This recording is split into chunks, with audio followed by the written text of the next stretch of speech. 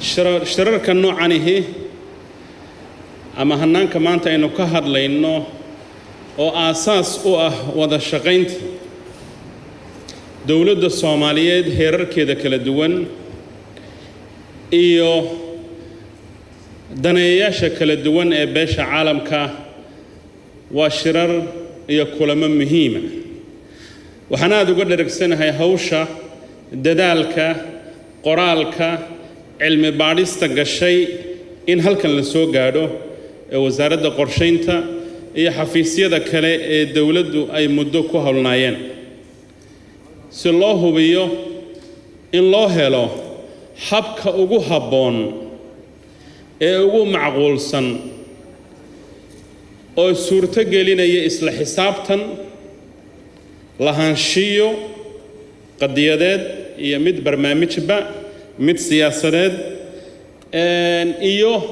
wada shaqayn hufan sidii loo heli lahaa ciidamadeennii qaranka Soomaaliyeed ayaa maanta deegaanada galguduud iyo mudug ku wajahaya cadawga kana qabsanaya dhul cusub arrintaas oon ku imanayn si fudud naf iyo maal iyo dadaal fara badan ayaa gelaya in dalka la xoreeyo muxuu madaxweynaha qaranka Soomaaliyeed ahmiyadda koowaad uga dhigay amniga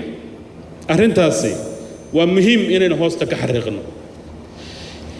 iyadoo malaayiin qof oo dadka Soomaaliyeed ay si toos ah ugu hoos nool yihiin khawaarijta oo aanay dawladiba gaari karin suurtagal ma tahay inta aynu shirar qabano inaynu raahno dadkii baan u adeegaynaa waa ayaan darro taasi haddii xilliyada qaar adeega dawladda lagu cabiri jiray magaalooyinka kooban ee xorta ah hadda waxa halbeega koowaad uu yahay in qof walba oo Soomaaliyeed marka hore la gaarsiiyo adeega ugu muhiimsan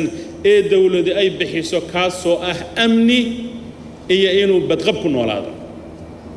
cabudinna ka baxo xorriyadna haysto waa adeega u horeeya ee dawlad laga fisho horta kaas maanta meelaha la marsiinayo waad ogtihiin ee da'yarta Soomaaliyeed ay naf iyo maalba u horeyso madaxweynihiina uu u fadhiyo magaalada Dhuusamareeb arrintaasi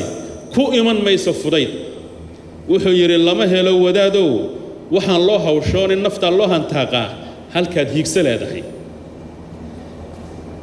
boqolaal kiiloomitir oo square kiiloomitir baa la xoreeyay oo gacanta caaw lagu hayaa dagaalkuna wuu xeelado iyo waaya badan yahay sidii furudayd ee loo qabsaday 16 sano loo haystay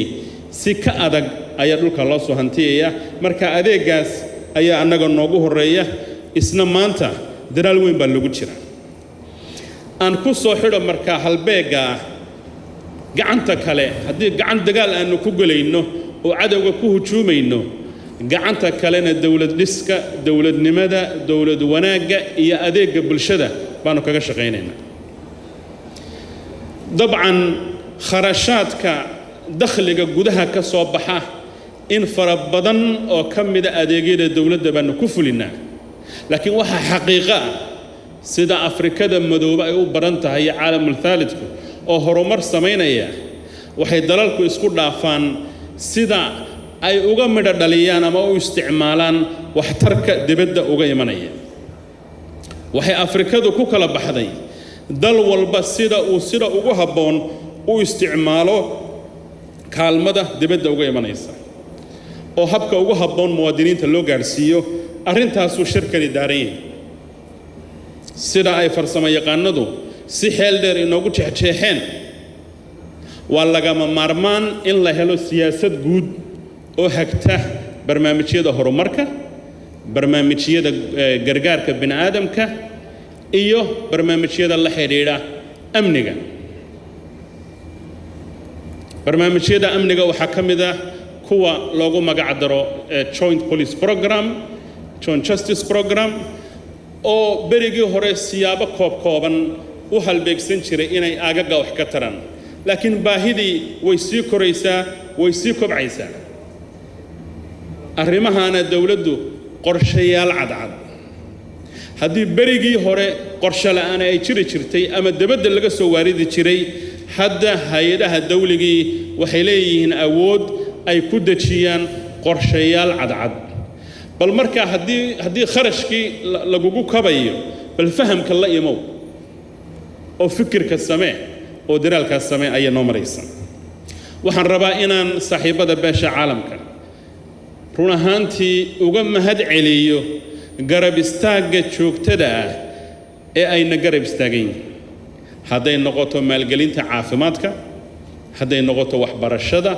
hadday noqoto gurmadka bini'aadanimada halkan baan anigu u soo joogay iyadoo adduun aan yarayn lagu bixiyey si loo samata bixiyo da'yarta macaluushu halista u ahaa waan uga mahad celinaynaa mahadnaqa waxaa noo barbar socda dalab aanu ka dalbanayno in ay noola shaqeeyaan habka iyo hanaanka cusub ee aanu u guurnay ee ka turjumaya duruufta Soomaaliyada maanta ma aha Soomaaliyeedii shalay ma aha Soomaaliyeedii 10 sano ka hor Soomaaliyeeda 2023 joogta waa dawlad laga rabo waajibaad kordhay waa dawlad demands-ka bulshada ka imanaya ama rabitaanka ama dalabka bulshada ka imanaya uu ka ballaaran yahay intii hore waa dawlad hiigsigeedu uu fog yahay taas baan nagu khasabtay intaanu muddo fadhiisanno in himiladii iyo aragtidii madaxweynaha loo bedelo barnaamij dawliya uu ka dhawaajiyay wasiirku in isbeddelka cimilada aan u aragno aag cusub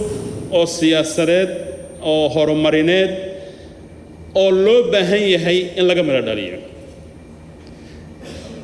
waxa la rabaa markaa inay Soomaaliya la timaado weelayntii ama weelkii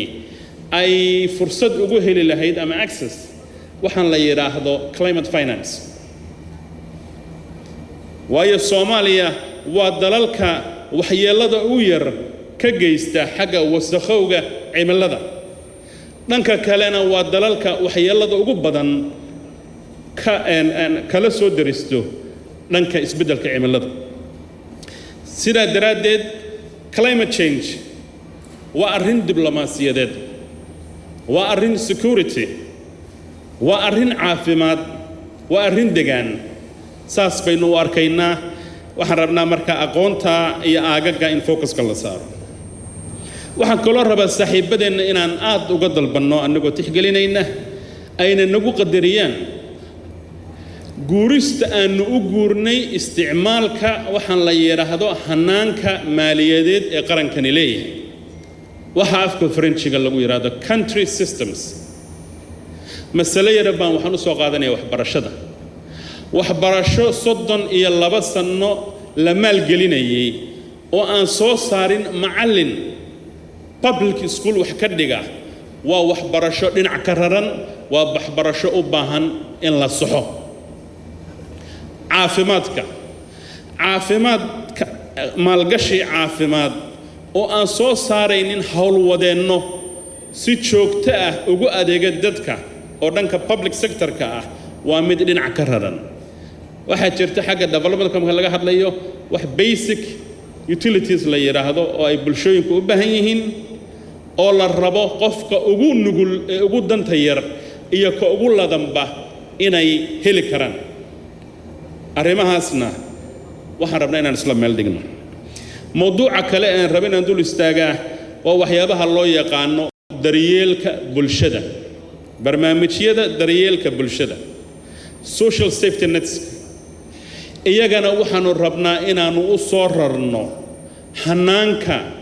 qarannimada oo ay ka baxaan gacmaha hay'adaha madaxa bannaan iyo civil society-yada caalamka ka imanaya